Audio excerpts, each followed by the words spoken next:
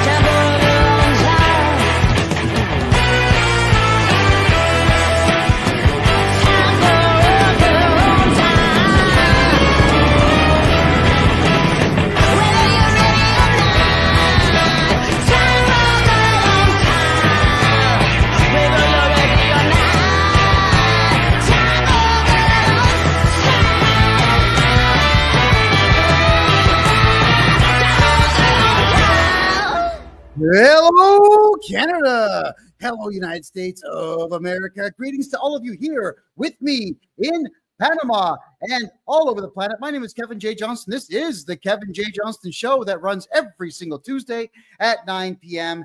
Eastern Time. Oh, we want to say welcome to all of you. Thanks for being here once again. I will not be doing my 15-minute diatribe. I will not be telling you funny stories or anecdotal tales. We're going to dive right into our guests today. We've got Rob Anders joining us right now. And also we've got a special guest I'm going to introduce you to in just a couple of minutes here. Rob, great to see you once again. Tell everybody who you are and why they must care as much as I do, please. Yeah, well, I was a member of Parliament for over 18 years in Ottawa, first the Reform Party, then the Canadian Alliance, and then finally the Conservative Party federally. And yeah, I've gone down the rabbit hole of central bank digital currency, and I'm very concerned about the control that will give government over individuals' lives, etc. And you can just look up the quotes of Mark Carney to figure out where he wants to take stuff. Oh, yeah. It's very dangerous.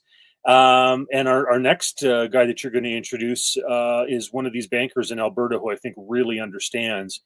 And we swap some emails back and forth type of thing about where we think this is all going. Well, let's just introduce him right now, shall we? Brett Oland from Bow Valley Credit Union in Alberta. Welcome to the show for the first time. It is a great pleasure to finally see you face to face. Oh, great. Well, thanks for having me. I really appreciate it. Well, tell everybody here what Bow Valley Credit Union is and how it's different from a federal bank. And then we're going to dive right into my questions. Go ahead. Oh, boy, open a can of worms there.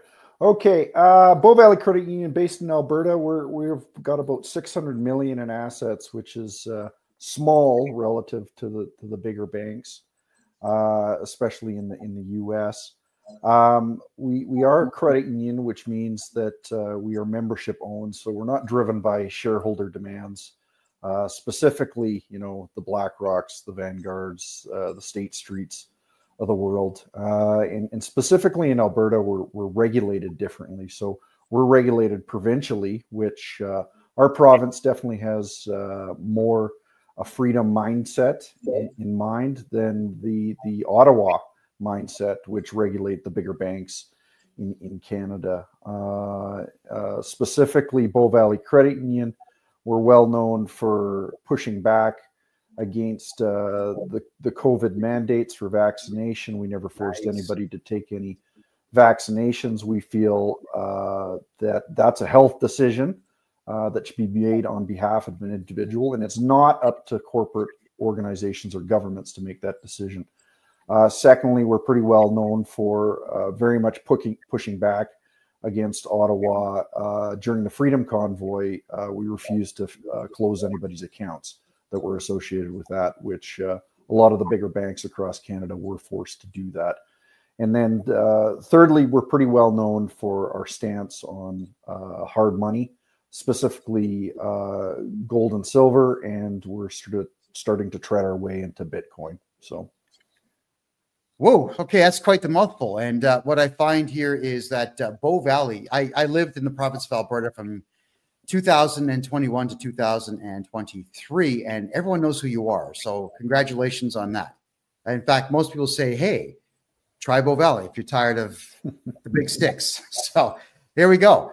Rob, the reason we're having tonight's show is you sent me an email, which it caught my eye because it says Texas and mints own coins. Let's talk about what Texas is doing. Please go ahead. Sure. So they have a bill that's been drafted and will be before the Texas legislature. And it basically is to go back to what they call constitutional money. Texas is unique in many ways. I mean, not only is it a large, powerful state, I think it would be the 6th largest economy in the world if it was on its own type of thing. So it's a powerhouse. But, you know, when it won the War of Independence vis-a-vis the Spanish Empire / Mexico, it was a much larger state than it is now. It actually went all the way up to Wyoming. And so when it finally got admitted to the United States as a state, and Sam Houston went from being president of the Republic of Texas to being a governor, and then later on a senator, et cetera, whatever, in Texas history, I think it was in 1846. What happened was Texas became a little bit smaller. It lost some of those territories to the north, which some people were talking about naming, and those names came to fruition in the future, like Washington or Colorado or whatever, right? So right. Texas has the ability constitutionally to split into 5 separate states still to this day. And what that would mean is that all of a sudden, rather than having 2 people in the Senate, that territory would have 10 people in the Senate, and it would increase the electoral college votes by 8. And obviously that would be like probably 8 more Republicans, you know, for Republican president like Donald Trump, et cetera. So it has a very unique situation. The foundational documents of the United States stipulate gold and silver as money, as currency, is valid. And so what Texas is doing, what one of the state legislators is doing, is basically reverting back to that and saying pre-Federal Reserve, after the turn of the century, after John Pierpont Rockefeller passed away, right. That you know, basically they're going back to real solid money. So you know, Brett and I have talked about this, where in Alberta we have these provincially regulated financial institutions. His is one of those. I would like to see the Alberta government change it up so that the mandate, if you will, is to have those institutions take on a percentage of gold, silver. One might even toss in oil, you know, et cetera, as a way to bolster the assets. Because I frankly don't trust Justin Trudeau or Mark Carney with the direction that they want to go with regard to central bank digital currency and their spending. So anyhow, that's just a thumbnail sketch. Well, that's wonderful. Now, Brett, over to you. Is a Bow Valley Credit Union. I know that we don't get taught anything in school about money, finance, mortgages, even how to shake hands or create a resume. These are not things you get taught in high school. So by the time kids are 18, they've wasted pretty much 14 years of that 18 years learning nothing, in fact. So could you educate the entire populace now as to what a credit union is versus a bank? Please go ahead. Sure. Yeah, I touched on a little bit of it earlier. So first and foremost is we're shareholder owned, or member owned versus shareholder owned. And so Our members are within our communities of Alberta. We're only regulated to operate within Alberta. And that means that there's not a shareholder off in a far off land dictating to the board of directors a direction that they should go. That often happens in the bigger banks, especially in Canada, where there's foreign interests that own, say, RBC, Royal Canadian Bank. And you can look, it's public knowledge that you look at the shareholders of these corporations, and a lot of the time it's BlackRock or Vanguard or State Street, which is very different value proposition than what a member of a credit union has. And so inherently, when you're a member, actually an owner of your financial institution, you take it a little more seriously, and you want your money to be a little safer in an organization like that. So as a member, you can vote for the board of directors as well as the bylaws of the organization to basically dictate direction of the organization. So now let me ask you this: when's the last time have you been able to tap a board of director of a big bank on the shoulder and say, hey, I'm pretty concerned about something like this? And the answer is just never. No, you're the first. You're the first one in, I guess we'll say, a head office to ever return email of mine. The first. Normally I get some regional plebe who doesn't speak English typing up horrible letters. They don't even spell check them and send them to me. So thank you for that. No, you don't get to talk to anyone. But I find, and I want to get both your opinions on this one, I find that's actually quite the Canadian phenomenon. After being in Panama now for 8 months, I can walk into any bank here and just talk with managers and make deals with the banks. I've had the opportunity to meet with the mayors now of the 3 biggest cities in the country. So you have access to politicians here. You have access to banks that want to do business. And then I noticed there's a lot of, in the United States, a lot of state-run banks where you can talk to the board of directors. Glacier Bank is one of them in Montana, for example. I had that conversation today. So why is it that banks around the world, you can talk to the upper echelon, and in Canadian banks, you can't talk to anyone? What's going on there? Rob, I'll give that to you first. I'm just a politician as opposed to the banker, but I think part of it is because we have less competition. We you know, in Canada, when you think about it, you know, on the federal level, you have these you know, chartered banks, and you know, there's a half dozen of them. And so, you know, in the United States, there's a greater proliferation of banks.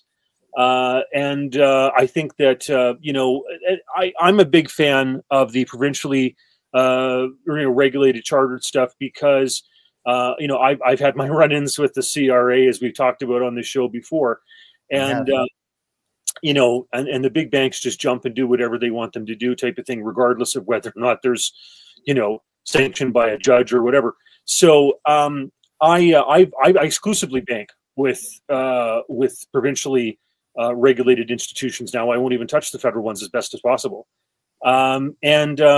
So I think it's partly that we don't have as much competition as we should. Like, I want to stress as well, like Canada used to be, and this is something to be proud of. I mean, we have, you know, we're not proud of Trudeau or Carney or a lot of the mayhem that's going on now. But from 1817 until 1914, we had the longest running free banking system in the world. And we were an example, actually, to the United States when Polk was running for president in the 1840s, et cetera, when he was running against central banks.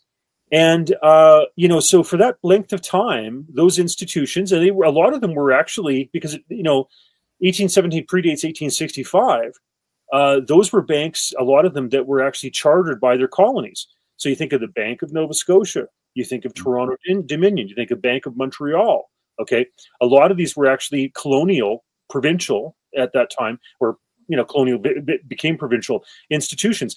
And that currency, when they held, you know, gold or silver in reserve, was traded as far down south as the Caribbean and as far east as Great Britain, you know, was respected in the United States. So we actually were an example of what Polk was talking about when he was running for president in the 1840s about getting rid of the central bank, right? Okay. Because he actually had a self-regulating, in a sense, independent, private currency system. It was beautiful. And so anyhow, I think we've drifted so far from that ideal. You know, Canada used to have 2,500 tons of gold. You know, this is back in the 1960s. If we'd held on to that, we would be the third largest reserve of gold in the world after, like the United States, for example. You know, and I think it's Russia or China that would you know come back after that, but maybe Italy now. Anyhow, but yeah, it's just I think we've lost the sense of competition, and it's been overregulated, I think. All right, and Brett, I want to get your thoughts as somebody who's in banking. Why is it that we can't talk to anybody in the upper echelon of banking in Canada? Yeah, and I definitely agree with Rob that it's called a monopolistic oligopoly in Canada. So, you know, effectively we have very few bigger banks that control 83% of the Canadian banking system. And then you have these smatters of credit unions. There's only about 200 in Canada.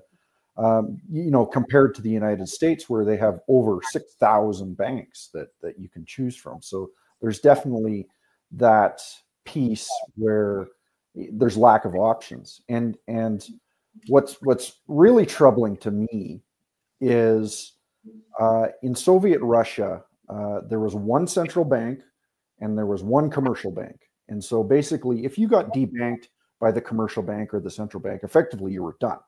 And so when you see something like almost a monopoly like there is in Canada, and the central bank, the government, and the commercial banks start to get closer and closer and closer together with the way they're talking on the same song sheet, it gets to be very troubling. Like, you can see the direction that something like this is going. Right. I want to toss into something that Brett's talked about there, and I know, for example, I took in a presentation that he did in Cochrane, where the head office for their bank is, and he mentioned Gazbank, and I was like, this guy gets it, because when Lenin nationalized the banks in 1917 in Russia, then the Soviet Union, whatever, what happened was they had it was easier to nationalize the banks in Russia than it would be. Sorry, it's easier to nationalize the banks in Canada today than it would be in Russia and the Soviet Union in 1917. In other words, they had more banks with a greater dispersion of assets in 1917. So you imagine the type of control that was when they created Gazbank. Canada, because we have so few of these massive federally chartered banks, it actually is less banks with a greater percentage of the assets. It would actually be easier than what happened in 1917 in the Soviet Union. That's frightening when you stop and think. Yeah, for sure. All right, so this is the question I've got, and it's a big one. Being here in Panama, I'm helping a lot of Canadians get their money out of Canada into Panama. I'm also helping them move money into the United States. I'm helping Ontarians move to Bow Valley in Alberta. Here's one of the issues: is the banks here. There's 52 major banks in Panama. There are 3 credit unions. The Canadian bank system, at least the federals, will not allow you to transfer money. Banks in Costa Rica, Mexico, Honduras, Panama, possibly even Brazil. And the banks around the world are saying, you know what, we're not dealing with Canada anymore. It's become a joke. So, Brett, I'll put this to you, is why are Canadian banks not allowing Canadians to buy crypto and move money around the world, even for investment? Well, it stems back to around the year 2000, 2001. And if you remember, that was the terrible day that the Twin Towers went down on September 11th, 2001.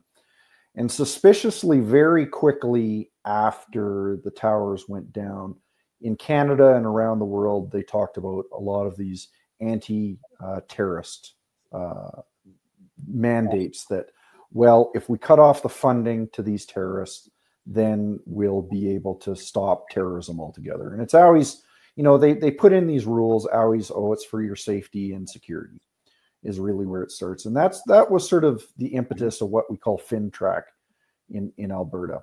And FinTrack is basically the oversight body. And you know, at the time in 2001, I don't think anybody complained that it came in and that it was going to surveil basically people's bank accounts.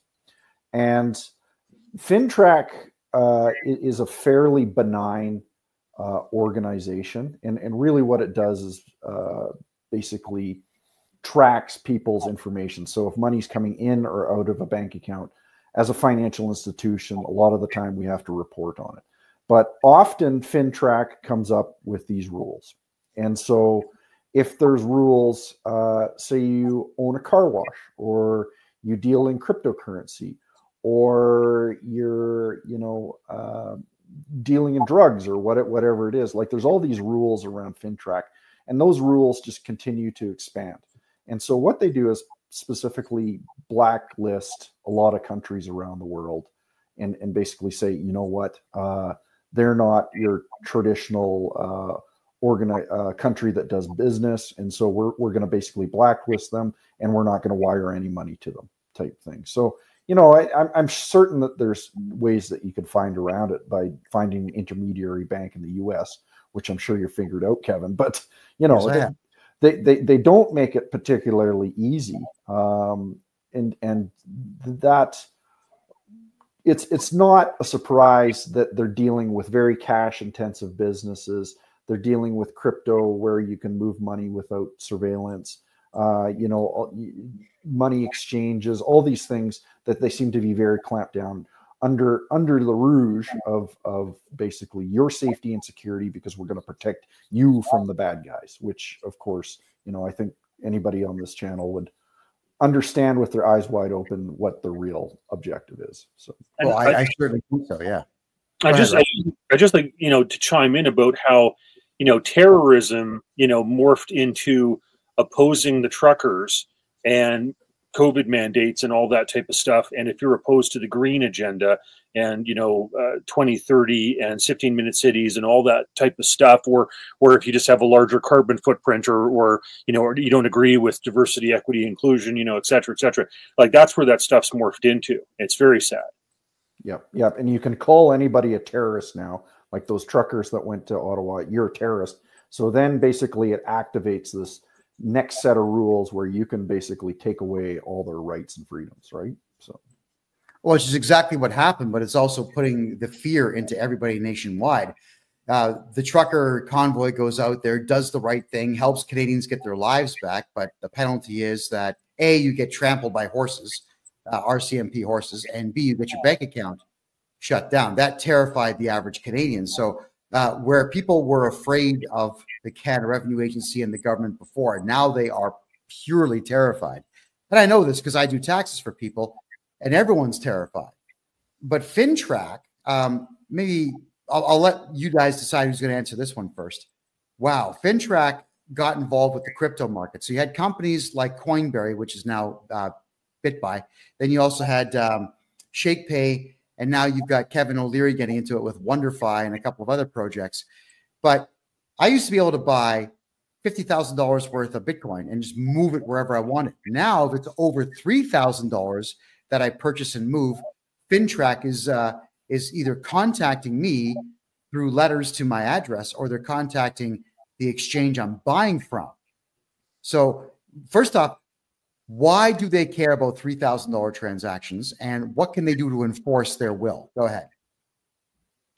I'll let Brett handle this. I'm less experienced with the crypto stuff.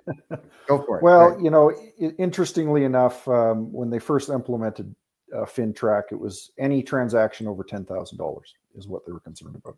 And so if you think about that, that was the better part of 24 years ago. And so inflation's just eaten that $10,000 alive, and that's more more or less. And they keep on lowering that rate of in your case they say anything $3,000. At one point FinTrack came to us and said, we want you to track all cash transactions, and thankfully a lot of the big banks and financial institutions pushed back and said, listen, we can't do business like this. It's impossible to do that. So part of the challenge with is I'm not understanding why they're doing it, other than to basically gain more control. And a bigger, more scary thing that probably we should be concerned with is in March of 2023 budget at the federal level, they threw a whole bunch more money in the millions of dollars at FinTrack to basically soup up its connection to AI, so it can do a lot of this tracking for them. Built up connections between the RCMP, which are like the local or the federal police here in Canada. And so like, and these connections just, it's hard not to think that they're going down to a nefarious place with all these things happening when they're basically sharpening these tools in the background. So, okay, so I'm just being asked what FINTRAC is. Financial Transactions and Reports Analysis Center of Canada. Yeah, just nosy individuals that want to know everything that you're doing.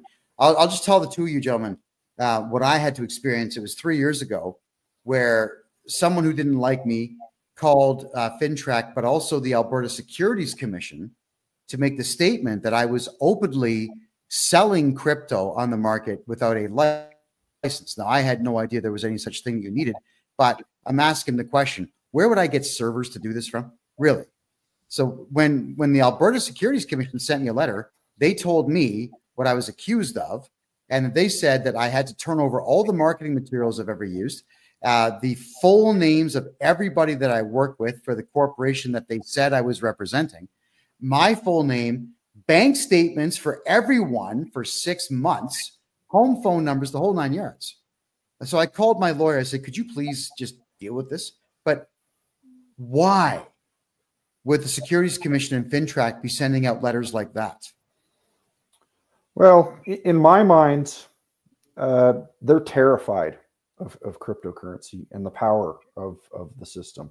And so I'm relatively new to the space and learning about it more and more every day. But I'm seeing what crypto can do already with some of these apps. And the governments really should be terrified. If they want to maintain control of the financial system, the crypto will destroy it.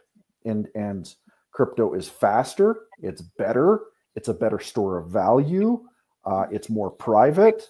Yes. You know, you name it, you go down the list of these things, and they, if you think of money as power and control, they quickly realize that they'll lose it if the world moves towards something like a cryptocurrency. I just wanted to chime in and say that I sent out something today where Mark Carney, just blasé, talks about wanting to control $150 trillion to target that money, private money, toward his green,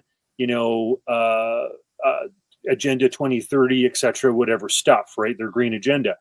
Now, when you think about that, that's 100 times Canada's national debt. That's over four times the national debt of the United States.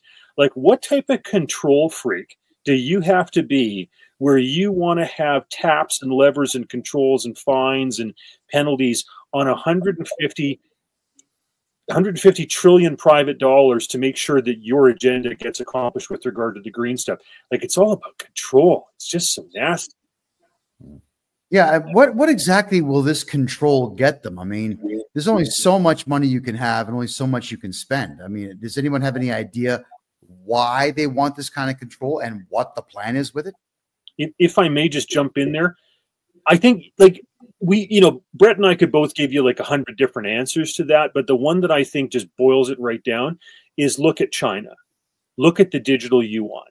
And if you realize in China, if you criticize the government, you can't get a plane ticket, a train ticket, a bus ticket. Right. You can't apply for a government job. They can make your money expire within a certain amount of time. You've got to spend it how they want you to spend it. And if you don't, it disappears. Like, it's all about that control. So, like, there's all sorts of facets to this, but I think that China is the easiest way to understand what some of these control freaks want.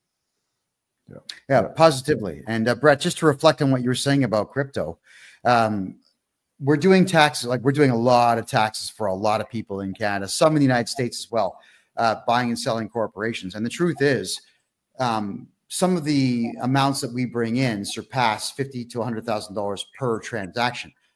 I'd rather have it in crypto. I really don't. I don't want Canadian dollars anymore. And if I was given the choice between $1 million in Bitcoin and $1 million US, I would take the Bitcoin. I've seen the power of the crypto market, and I had an opportunity to talk to a number of individuals, real hardcore crypto people in Costa Rica and in Mexico. And what you're dealing with is millennials. I don't agree with their left-wing politics, but the younger generation under 40 understands crypto pretty implicitly. And they're buying houses with it, and they're doing investments with it. They're buying private jets with it. It's an incredible system.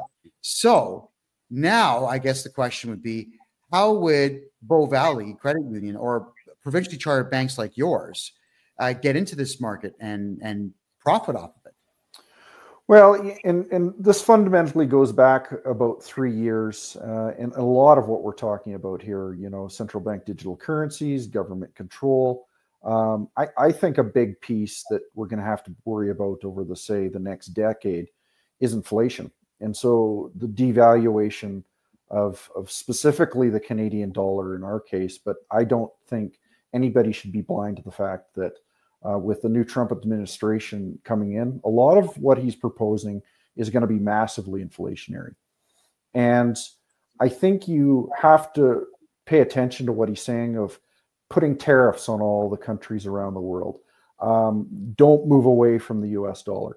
Effectively, what I think Trump is trying to do is trap people in US currency, you know, whether you love him, hate him, or are indifferent with Trump. What he wants to do is get the debt of the United States under control. And to be able to do that, he basically has to inflate the US dollar to high heaven. And so what we're trying to do as an organization is make people aware for educational purposes that we think that inflation is coming and it's coming to stay, and get into hard assets. And so we talked a little bit about cryptocurrency and Bitcoin.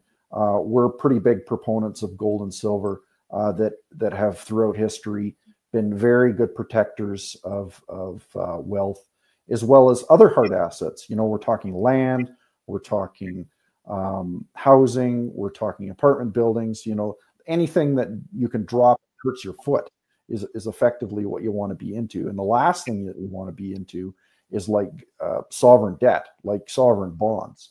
And low interest paying accounts and things like that, because they're just going to get wiped out over the next number of years. So, yeah, actually, speaking of low interest accounts, maybe you could reflect on this one quickly. I made a presentation to the mayor of Panama City. We were talking about banking. One of the big things I really want to flog is banking here. Everyone knows Panama for the canal and nothing else, right? So I said, we got to market this city. The city's got incredible technology, 35-cent subway rides. The subway is better than Toronto and New York's combined. The infrastructure is here. Let's market what we have. And then I said, look, you've got some banks that'll pay starting off at 3%, but they go as high as 12 if you put the right amount of money in and lock it down for the right amount of time. And then I showed him TD Bank from $0 to $1,000, 0.01%. $1 million, 0.01%. And they're all, what? What's going on in Canada? We thought Canada was rich. Thinking, no, I told the truth about it. But what is it that's driving Canadian banks to pay nothing in interest while they rake in billions every quarter? Go ahead. Go ahead, Rob, if you've... Well, I guess you get away with what you can get away with, right? And so if you can do that, you do it. I wanted to touch on this idea of, you know, crypto and commodity-backed currency. I'm a believer in commodity-backed currency. I agree with Milton Friedman. I think he gave the best description of the gold standard, et cetera, that I've ever seen. I like private crypto better than I like central bank digital currency crypto or whatever, right? Because that gives the government gobs and gobs and gobs of control. I know a friend of mine who's an energy trader for Royal Dutch Shell said that there was some other system that Cato Institute had talked about, but he didn't know the details, etc. But I think it's hard to beat a commodity-based currency. You know, first the world started off with barley in like Mesopotamia for about 2,000 years. Then it went to gold at around 500 BC, and then eventually silver, you know, and then copper, you know, various countries, whether the Roman Empire, the Chinese messed with copper. And the final one kind of with the petrodollar in Saudi Arabia and the United States, you know, with oil. Those are the five. And I know that Holland dabbled with tulips, and other places with seashells and salt and whatever. But I think those 5 things, those 5 commodities I just talked about, are money, and gold is the king of them. So I'm a big fan of that. I think that thousands of years of recorded history since Herodotus, kind of prove it. Yeah, and you actually see in societies like that is the lower classes actually do much better because they're compensated properly. There's a phenomenon called Triffin's dilemma, where basically whoever prints the money gets access to it first and then doesn't have to feel the consequences of the inflation. So of course the government prints the money, they're the closest to it, and the politicians, and so they spit it out into the economy, and by the time it gets down to your blue collar worker, that devaluation has already happened. And so commodity-backed currencies effectively prevent that from happening because you can't print oil, you can't print gold, you can't print wheat. And so they can't get away with this nonsense. And just sort of talking about your earlier question there, Kevin, it's this phenomenon of free money that's happening in Canada, in the Western world over the last couple of years. It's basically the social elites at the top funding their stupid agendas. And I think we start to see it in society. And when you have free money and there's sort of lack of proper compensation for all the workers, you're going to see things like prostitution, drug problems, funding of ridiculous organizations, painting rainbow sidewalks, you name it. Like it's like that you're just going to see all this malinvestment throughout society that would not happen if you actually paid people properly and weren't devaluing the currency constantly. So, Rob, I got a question to answer here in the TikTok room. Joseph, if you want concrete tools and strategies on how to transfer assets and wealth here to Panama, get a hold of me on my personal website. My name, kevinjjohnston.com. Could everybody please type that in the room, and same over here on Kick? I appreciate that. By the way, guys, look at the free information you're getting. It's amazing. Why are there only 2,300 likes right there? Could you all start going like double tap, tap, tap, tap, tap, tap? Just launch it. Same over here on Kick, please. We've got 6,000. Get everyone liking it, please. It helps the algorithm find us. Oh, and everyone see that good-looking guy on the other side of the screen there, Brett? Directly below him is that symbol. It's a thumbs up. So click it, please. It helps us gain traction in the algorithm. Rob, you're up. Go ahead. Sure. I was just going to say that, when I first got elected back in the 90s, Canada's debt was around, $600 billion, et cetera. And I wondered if in my time as a member of parliament, my lifetime, we would cross into the trillions territory. Justin Trudeau alone has put $1 trillion onto the national debt. I mean, it's mind-boggling. Wow. $1 billion alone he was, putting off to the We charity. Brett was just talking about these little pet projects and everything else. I understand some of that was to go and actually subsidize, his wife because she had issues with his lifestyle and whatever, and that was a way to kind of do some back payments. It's just disgusting the way some of this money has just been blown away. And of course it's going to cause inflation. You can't just dump $1 trillion, of government debt into the Canadian economy and not expect there's going to be consequences, right? Disgusting. Well, part of the consequences that we're learning now is the Canada Revenue Agency has been given a mandate to collect as much money as they can, any way possible. So they are assessing people who make $20,000 a year at $50,000 a year of taxes. I know this because I'm seeing these letters on a regular basis. So it's forcing everyone to do either improper or illegal things. And I doubt very much deliberately assessing someone's taxes at more than double what they make has got to be illegal. It has to be. So, yeah, for sure. Brett, you mentioned earlier in the show that you did not cooperate with the government when it came to shutting down bank accounts of truckers at the convoy. Could you explain what it is that led you to that? Is there a mandate because you're provincially chartered that allows you to ignore the Fed? Go ahead. Well, that's part of it. So we're regulated differently. So we're regulated provincially versus federally. But this actually fell under back to FinTrack again, that tool that they seem to be sharpening. And if you know much about Canada, the Deputy Prime Minister, second in command in Canada, her name is Chrystia Freeland. And she is also in charge of the Office of Superintendent of Financial Institutions and FinTrack. And so basically, very politically driven person that basically forced the hand of the federally regulated banks to shut things down. But what was really interesting is that within hours of her getting up on the podium and talking about, we're going to enact what's called the Emergencies Act and shut down people's bank accounts and things like that, these banks are actually started doing it. So they had advance notice that something was happening in this regard. And we made the conscious decision with the, if we get this order, we're going to push back against it. And we're going to fight it in the courts. And we didn't receive one letter. We didn't receive one email. We didn't receive one phone call to do that. And what was really baffling is, as far as I know, no other financial institution did. They did it as a wink and a nod, and the deputy prime minister standing at a podium saying we're shutting down people's accounts. So unless I'm missing something behind the scenes, just unbelievable, Well, no, actually, what you said makes sense. Wow. Okay, I'm blown away. So I'm going to formulate this statement in question properly here. What you said makes perfect sense, because they knew that the CEOs of the 6 big federal banks would go along with it. But they probably had a feeling that the smaller institutions like yours would ignore them or fight back or get a court order of your own to counter it. So it sounds to me like this was not a court order.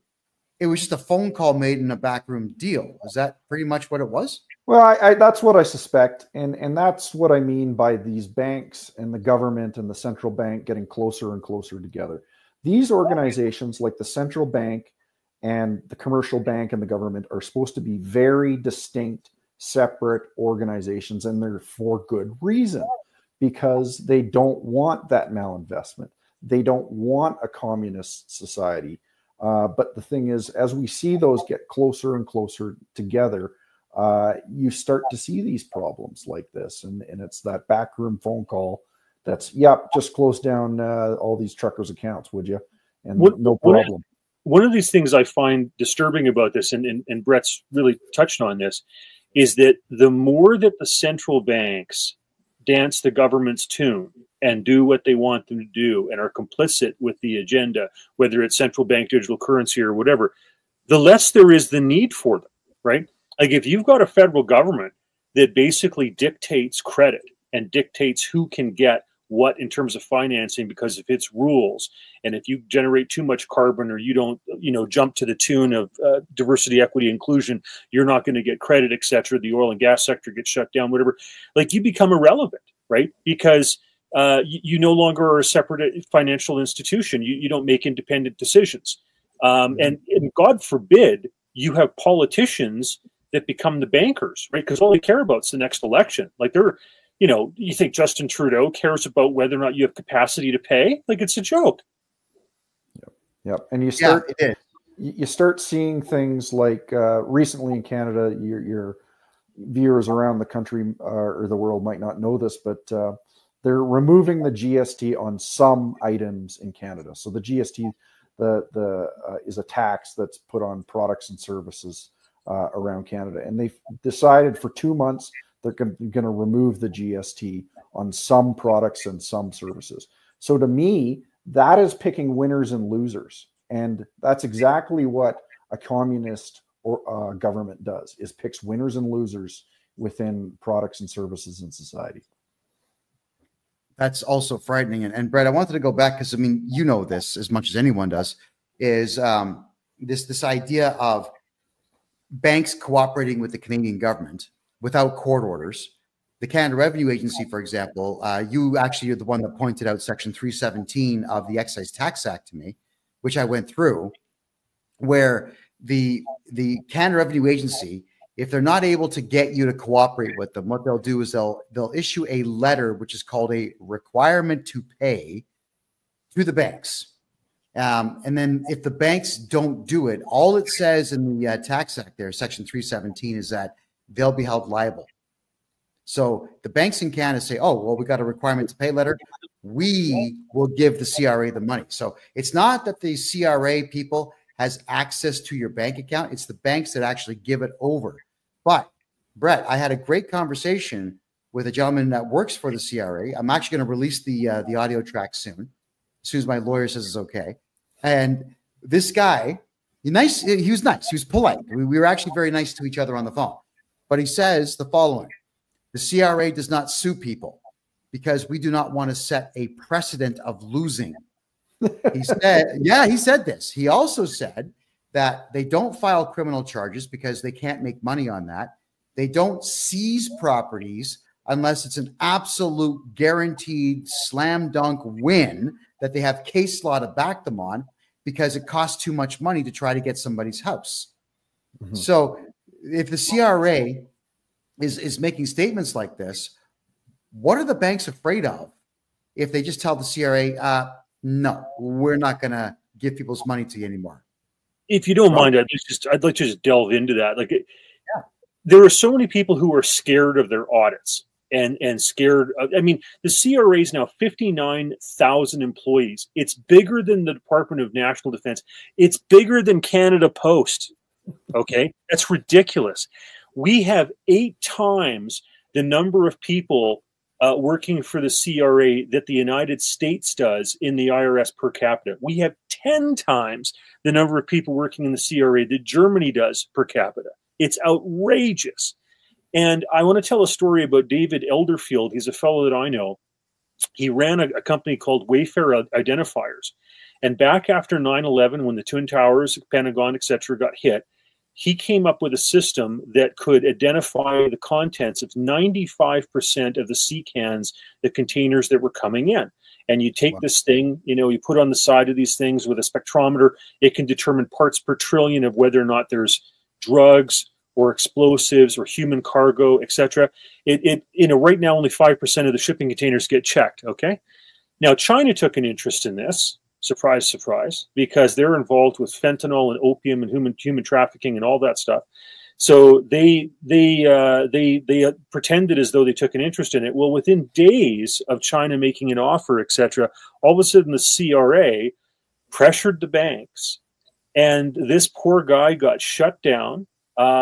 He was going to do a sale to an American company worth, I think it was $14 million US, or at the time about $20 million Canadian.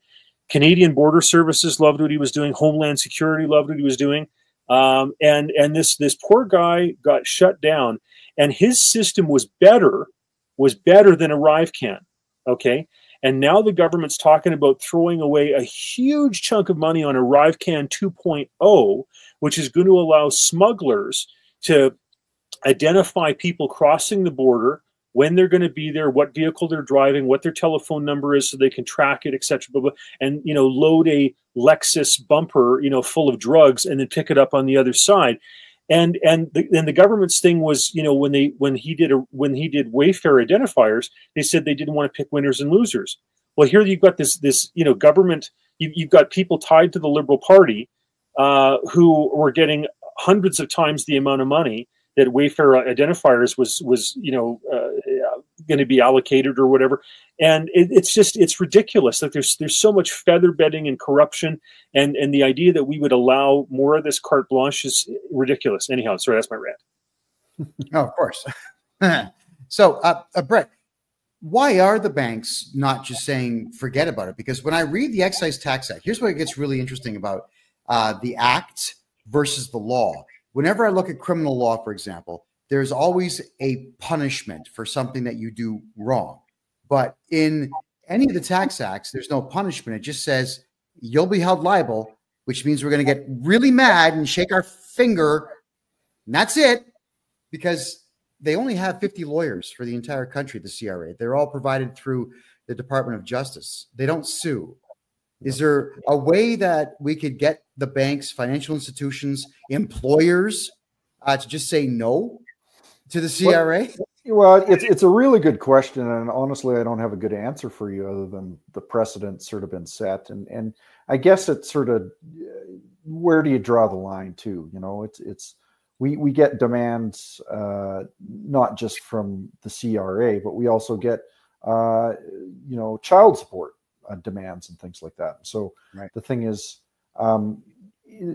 does child support demand make sense? Yeah, personally, I believe in that type of thing. Whether you do or not is a different case, and so yeah, I really don't have a good answer, but it's a good conversation to have, and maybe we need to think that through of like what are the repercussions of something like this of the CRA coming down? I don't know. I've never been bold enough to try it.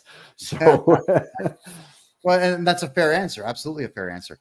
All right. So, because it's an issue that's near and dear to my heart, this is why Alberta should seriously be looking at having its own revenue agency, right?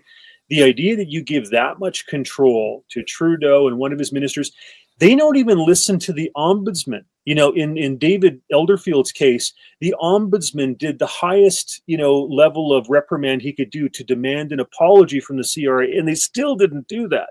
Right? It's ridiculous what they get away with, and the idea that Alberta, or any other province would roll over and let them have this much control, it shouldn't be. Well, you see, actually, I agree with that. And then based on the fact that earlier in the show, we talked about Texas minting its own coins and possibly currency. The province of Alberta, for those who don't know, around the world, in Canada, there's 10 provinces, which essentially are independent countries that work under the banner of the Dominion of Canada, all trying to get free stuff from each other. But Alberta has oil and beef and trees and water, beaver pelts. We got it all. Alberta does have it all. It could be an independent country just on the oil alone. So do you gentlemen think that there is a way for Alberta to have its own minted coins and, like you said, its own revenue agency where all the money actually could Alberta be its own country? Let's go through all three of those. Brett, if you wouldn't mind, I'm going to maybe address this first and then turn it over to you because of what you guys are doing. Okay, because sure. Brett's really tackling this in a head-on way. So I would like to see, the Alberta regulated financial institutions have a peg. It could be 1% to start off, then 2%, then 3% of assets in say, for example, gold, silver, oil. Okay. I know I was approached by somebody, I won't mention who, but I know they have connections to the Premier, who was talking about Alberta having a crypto that could be convertible into hard assets like gold, silver, oil. Now, Alberta is probably best situated in terms of oil because, we produce millions of barrels, etc. We have a little bit of gold, but not much. And anyhow, so oil is the easiest one, I think, in terms of that. But Brett is talking about having not a government sanctioned version or something done by the government of Alberta or even by a very Alberta regulated institution like the Alberta Treasury Branch, but they've kind of got their own idea. So Brett, over to you. Sure. Yeah. And probably the best way to explain this is what we talked about earlier. Rob, you mentioned the free banking system. And effectively, those banks way back in the day had those reserves. They had those tangible assets. And so there's basically four types of banking systems. There's, for this case, we'll use gold. So there's people can exchange their wealth and their store value in gold. And we soon move to a receipt-based system. So it's like, okay, the gold is in the vault. I'm just going to give you this piece of paper that says we're transferring gold back and forth. And then we moved to a fractional reserve system where it was just fractions of that actual gold in the vaults. And now we're in a system which is basically a complete fiat system, and there's nothing really tangibly backing it. We at Bow Valley Credit Union want to move that back down the scale. And so that's why with the profits of our organization, we purchase gold and silver as monetary metals to be that reserve, to sort of move back towards that. As well as we just came out with this product last week where you can actually, the biggest problem with gold and silver is the premiums on like a 1 ounce coin are pretty high. But on a 1,000-ounce bar of silver or gold, the premiums are actually quite reasonable. But part of the challenge is nobody wants to lug around a 1,000-ounce bar or can afford a 1,000-ounce bar of gold or silver. And so what we've done within our organization is with our partner Silver Gold Bull, we've tokenized that 1,000-ounce bar, so you can actually purchase fractions up to hundredths of an ounce of that gold or silver and easily convert it back and forth between fiat and your store of value. So you want to be able to move seamlessly through from your store of value to your medium exchange, buying your cup of coffee very easily. And that's sort of what we've created within our organization. And we can see that the governments don't have a lot of palate for this because they lose their power. So basically, we're starting it as a private organization, and similar to what Texas is doing, basically saying, yeah, we're going back to tangible money. And this is the route that we've taken. And so if the federal government isn't going to do it, we're going to do it. Okay, so you're essentially a small provincial bank that actually has gold and silver in its vaults. Correct. Yeah. Compared to the other ones that have nothing in their vaults. I'm very happy to hear that. And I'd like to add in that if Alberta did this, okay, I think there would be like a sucking sound for money capital across the rest of the country. They would be fleeing to something that wasn't just fiat garbage and that actually had, a fractional reserve. And he and I both agree with this, in terms of the fractional reserve part. Like a history thing I just want to touch on for a second is, when Rome, for example, had its gold, silver, and copper coins, at one stage, the Roman Empire and its economy got to the stage where it was almost going into territories to get more mines because it wanted to have more, commodity type of thing for its currency. The Spanish Empire ran into the same thing, but then discovered Peru, and then all of a sudden the pieces of eight were all across the world and causing inflation of their own type of thing, but were really sometimes the most common currency even in the United States during that time. And then the British Empire also had that type of situation where literally they were going into territories to make sure they had enough of the commodities to back their pound sterling, etc. So I think that to have a fractional reserve and probably utilize these various commodities that I've talked about that are time tested is kind of the way to go. And I'm hard pressed to think of a better system. I don't know of one. Yep. All right. I actually want sorry, Brett, you go ahead. Oh yeah, and exactly the road Rob's going down here, and you've touched on there, Kevin. It's like this concept of using the blockchain or the crypto technology as well as hard assets in commodities and things like that. The technology is there, and we're capable of doing this type of thing, and it would build a very sound financial system. I wanted to point something out here. You mentioned Silver Gold Bull. I actually buy all of my gold and silver from silvergoldbull.com. I know that people are buying commodities now. Have a look at this, everyone. These are copper coins. They're not pressed with a face value, but they're pressing coins so you have an ounce of copper now.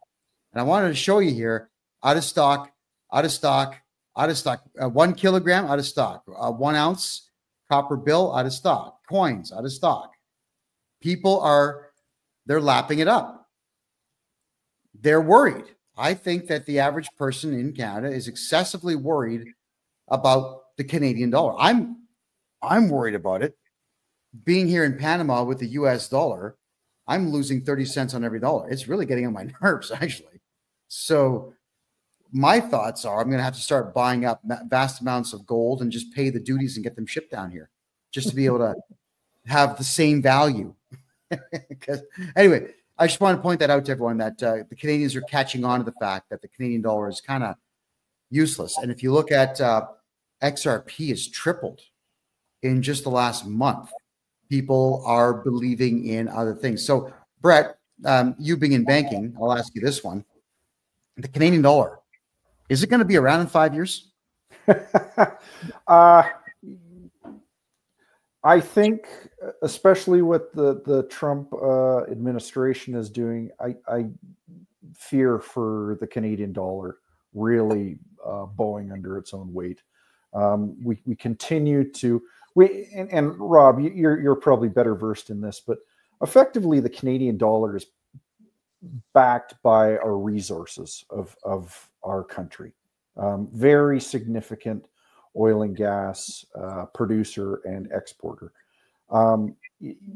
If governments continue on down the path of this green agenda and continue to make it more and more difficult to get oil and gas out of the ground, our dollar is going to collapse on itself.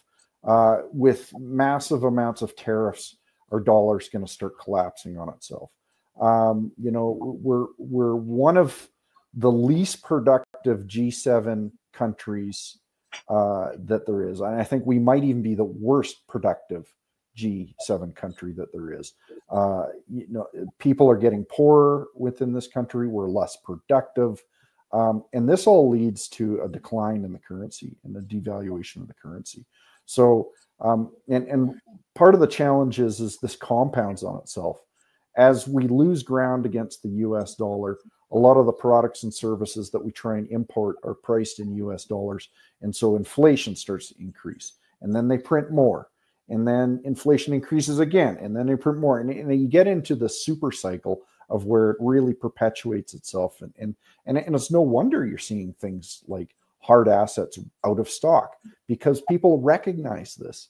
And especially in Alberta, they're clawing and scratching over people to get into housing and in land, and just put my money somewhere, because they don't really understand it, but it's just get it into hard assets, get it there, right. It's really just unbelievable, frankly. So okay, so then I guess here's a real good question for you then, based on what you just said. Let's say that everyone in Canada takes all of their cash and buys hard assets with it. Let's imagine that everybody could afford a house. What would happen to the housing market if the Canadian dollar crashed and had to be replaced by the American dollar? Like, I know it's completely speculative, but it's a concern of mine. Honestly, to stabilize things, I think that may be the direction that we have to go ultimately. If people lose faith in the Canadian dollar, it's still the worst, the dirtiest shirt in the pile, but the US dollar is still a safe haven, and rhetoric by the Trump administration only compounds on something like that. And in my mind, and we touched on it earlier, but the US dollar will be the last dollar the last currency to fail. Everybody will currencies will collapse before the US currency will fail. So I think I'll add on that to say that, okay, let's talk this BRICS thing, for example. You've got Russia in the midst of a war that is not going well for them. Their currency, their gold reserves have gone down as a result. China has gone down in terms of their gold reserves by about 1,000 tons since, like, you know, a little over a decade ago, etc. And their economy is having its issues. India is going ahead and storing up and buying it's massing its gold reserves because it's worried where things are going to go. South Africa, you know, has its own issues, you know, type of thing. So I don't think that that's realistic. Like, I know that China and Russia don't like having to deal in US dollars and would prefer to get out from under that. But if I'm a banker in Frankfurt or Zurich or wherever, I'm not going to look at the BRICS thing and go, yeah, that's credible. I don't think that's realistic. The euro. Britain is looking to do the Brexit thing. They're kind of, you know, going back and forth with regard to that. Germany has now elected, the Alternative for Deutschland in a serious way in the Bundestag. They're looking to get out because they don't want to take on the debts of Portugal, Italy, Greece, and Spain, etc. You think about it, with the euro, you've got 20 plus countries with 20 plus macroeconomic variables. So to figure out the value of the euro, you've got to have like 400 to 500 variables in the calculation. Like, it's insane. I think Margaret Thatcher was right when she said that lowering the tariffs and creating a common market made sense, but that the lack of immigration controls and the common currency was not going to work out. I think she's right. It's just a matter of when. So I agree with Brett that the Americans with 8,000 tons of gold are still And by the way, that's not the 20,000 tons of gold that the United States had in the 1960s, right before they delinked to gold in 1971 with Nixon. So they're not the currency they used to be, but it's still the best one of the bunch. Well, I'd rather make that than Canadian, but still rather make Bitcoin than both. So that's me telling you the truth there. But a common thing also, gentlemen, that's told me all the time is that Canadians actually want the US dollar in Canada. Now that Trump has won, Canadians are saying they want Trump to invade, take the country over, and bring the US dollar into Canada. So it goes to show that with copper coins being bought up, with silver coins being out of stock in these places, I don't think anybody really has any faith in the Canadian dollar, period. Canadians are on my case all the time. I mean, I don't have enough hours in the day to get the bank accounts open here in Panama that we need to. So is there any way to rescue this country that's going down the Canada, not Panama, Canada going down the toilet the way that it is?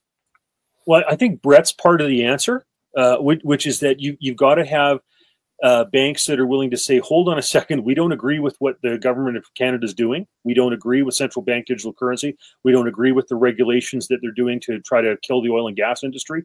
And we've got to kind of start doing our own thing because they're frankly not acting in a responsible way.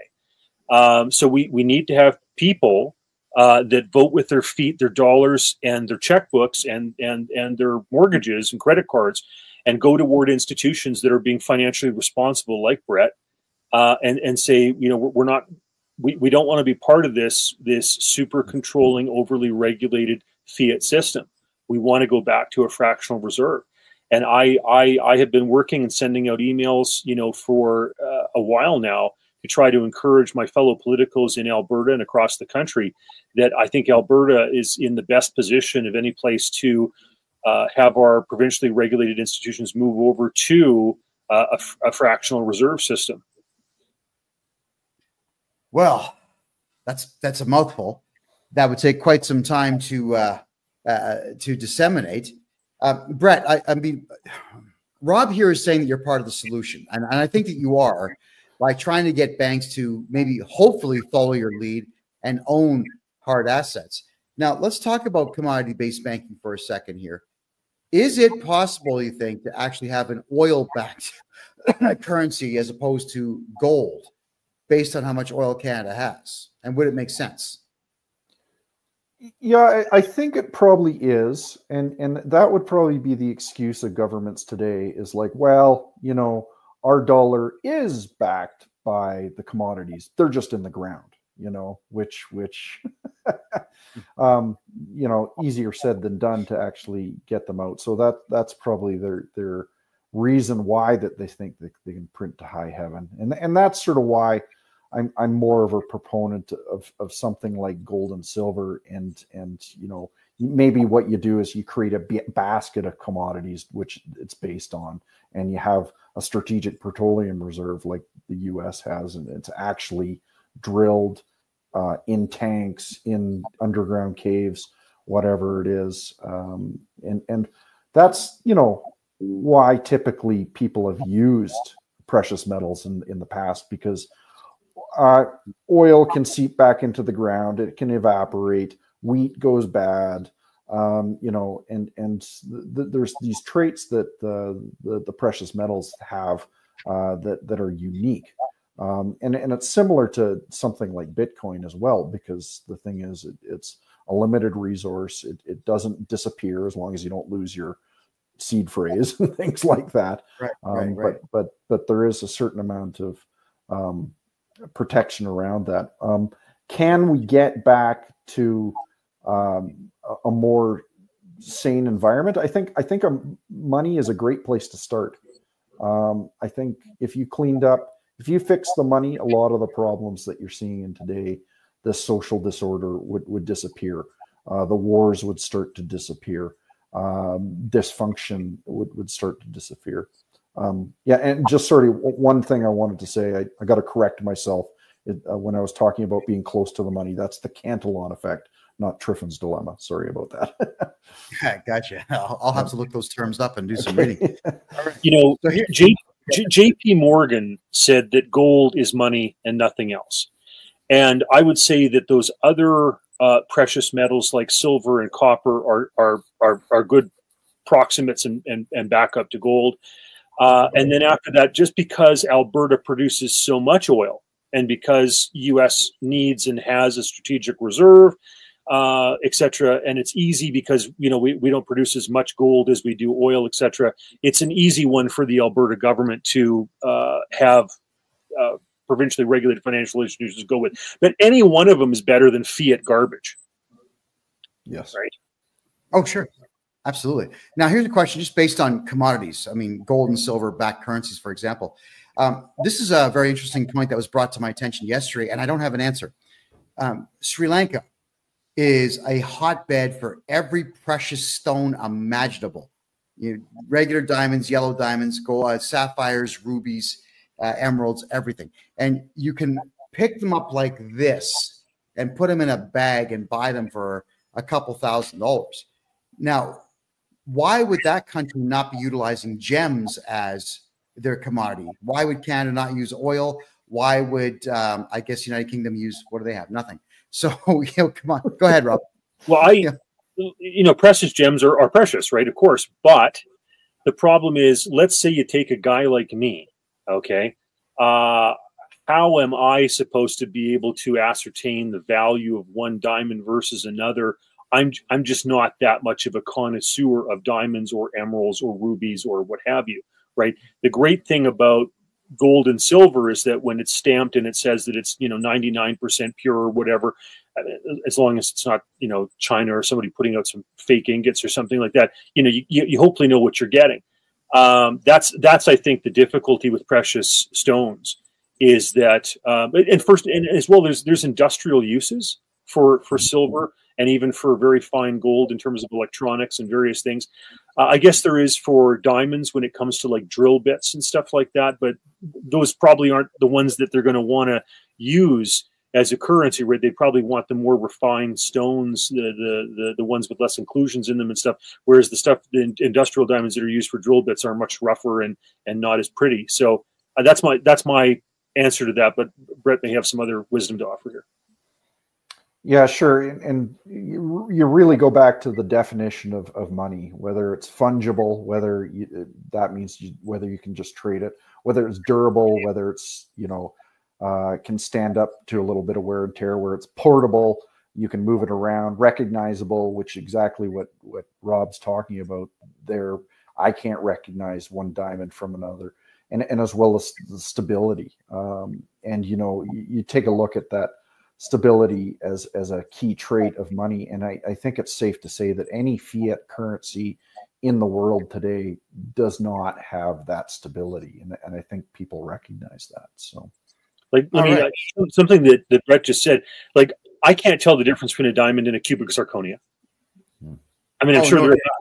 Yeah. I mean, jewelers could maybe, but I can't. So I think that's part of the problem. Well, a cubic zirconia is something that I would deliberately go look for if I was going to put a ring on someone's finger. I'm not buying diamonds. Yes. You're right. You'd have to be trained to know the difference between the gems. I get it. I've just not been able to figure out why a country that has so many wouldn't use it. But now, something that I really wanted to talk about here, because mortgages in Canada, to get a mortgage or a loan in Canada is a nuisance. And it comes really from the fact that every time you walk in the bank, you say you want a loan. First question by someone who's not born in Canada, I might add, who doesn't speak English. Oh, what's your address? We want your house. That's what they'll say. They're not wording it properly. They're asking for asset lists. But it seems that Canada is almost 100% asset-based banking, whereas most of the rest of the world is capital-based banking. You got a good idea in the States, you get money, you go do it, and you make money on that money. In Canada, unless you have $1 million, you can't get a loan for $1 million. Brett, I'd love to get your take on that one, please. Yeah, no, we're especially seeing some challenges. We're considered income-based lenders, and that's becoming very difficult, especially with the baby boomer generation retiring, because they don't have any income. And so when most of the financial institutions in Canada are income-based lenders, or collateral-based lenders like you're talking about, it makes it extremely difficult to do a lot of type of lending. I would suggest it's a safer type of lending, but part of the challenge is, and we've seen this in Australia and especially in Canada, the housing prices have just gone up in their bananas with the cost of housing compared to the average wage of an individual. And it's not like that in the US. It's not like that in other areas of the world where we're talking about 30-year, 40-year mortgages and that type of thing. And the youth in Canada cannot afford any housing. It's just unbelievable. So part of the challenge too is it just compounds on itself. So anytime there's a bit of a wobble in the housing sector, the Canadian economy is so dependent on it that the federal government is very quick to step in to solve problems and basically throw more credit at the system. So, but you're absolutely right. There's more than one way to skin a cat, and really you should look at hard collateral and capital to be able to do lending versus just passing around houses back and forth to each other, because it makes up a huge proportion of the GDP of Canada and Australia, right? So I just wanted to touch on China for a second. Like, one of the reasons that the Vancouver housing stuff is just priced out of the ridiculous is of course there's great weather and people want to live there even if they can't find a job there or whatever. But as well, if I'm in China and I have this ridiculously controlled, regulated, blah blah blah digital yuan, I am going to own a property in Shaughnessy in Vancouver, even if I don't live in it and it sprouts up weeds, because that's way safer than having my money in Chinese digital yuan in banks in China. So that's part of the problem for Vancouver, is you've got all this Chinese money that is desperate to get out of this corrupt system. Mm-hmm. And you're probably seeing a lot of that, even just what you do, Kevin. It's like Canadians recognize the corrupt system and they're looking for a better alternative down in Panama or Central America or South America, that type of thing, right? Well, I've already found it for some Canadians. There are a number of companies down here. It took a little bit of negotiating to get it to happen, but if you have a credit card, like an Air Miles credit card, buy a condo on a credit card. Just tap it, get your Air Miles, get your points on it. But now you've got a concrete bank down here. And condominiums, actually, they really go up in value in Panama. In Canada, they're worth nothing. I wouldn't give you $5 for one. But here, I'd buy half a building worth of them and Airbnb them out and watch them grow in value. So you are correct. I am seeing Canadians and Americans, mostly Canadians though, putting their money down here where it's affordable. And I keep alluding to this in my show. My grocery bill is $30 or less per week. There are restaurants that have plates of food bigger than my head for $2, $3. I'm stuffed. I can't even finish the meals. 50-cent coffees, 50, 60-cent donuts, $1 slices of cake, 6 inches across. It's easier to live in a place like this, much like I'm sure that Vancouver, as expensive as it is easier for Chinese folks, especially from the big cities, to live in. So yeah, we're seeing wealth moving out of crazy places into less crazy places all over the world. I just wish the Chinese folks knew that Canada is almost as crazy as China. If Alberta had these fractional reserve, real solid asset banks, there would be all this money from the rest of the country that would be flowing in here trying to get away from the fiat system in the other places. It'd be awesome. I would love it. Yeah, I would, and that would mean that Alberta should probably eventually have its own police force, get the Royal Canadian Mounted Police out because they serve no purpose, and have its own standing army. I think it'd be great. I would love that. Would be the Alberta that I would move back to in a heartbeat. Is to be there with its own currency and its own almost sovereignty. The Switzerland of Canada. It could be that. I know. Do you think that Daniel Smith's got the backbone for it? Well, we're going to see. And sometimes, even if she doesn't have the backbone, if we can convince David Parker and take back Alberta and the Alberta Prosperity Project and all these other plethora of organizations that push for these things, and get people elected onto the board for the party, maybe that can happen. We'll see. Because it's worth it. It is. It would be a very rich place. There would be jobs everywhere. And the other good part too is that I think the left wingers would finally realize that they don't belong in a commerce-based society. They'd leave. They'd go to Vancouver, go poison that place, and Alberta would just be bang on. Brett, get started. We want this to happen. Yeah, well, I think banking is a small part of it, but you touched on some other things there. That the police is a problem, the legal system's a problem, taxation's a problem, education's a problem, justice is a problem. Like there is rot everywhere, so it's a big job to fix, and I hope we're on our way to being able to do that. So, yeah. Yeah, somebody just commented here in Kick that when I said I pay $30 for a week of groceries, they just paid $30 for one whole chicken. Wow. And I'm not surprised. I'm truly not surprised. So if you're in Alberta, everybody, the only place I could recommend to you right now is, buy a cow, buy a whole cow. Should cost you about $2,400 to do that. It'll last a family of 5 a year and a bit. Buy whole cows. Forget retail. Retail is crazy. Brett, let's talk about Bow Valley Credit Union now, because, let's push you a little bit here. You're the first CEO of any bank in Canada to ever speak to me. So thank you for that. And now that we've got you here, talk about what products you offer and why you're better. Sure. Yeah, we touched on that big one that we just launched is the tokenized metals. We call it an e-metals account. And what the benefit of that is you can move back and forth seamlessly between your store of value and gold and silver into fiat currency.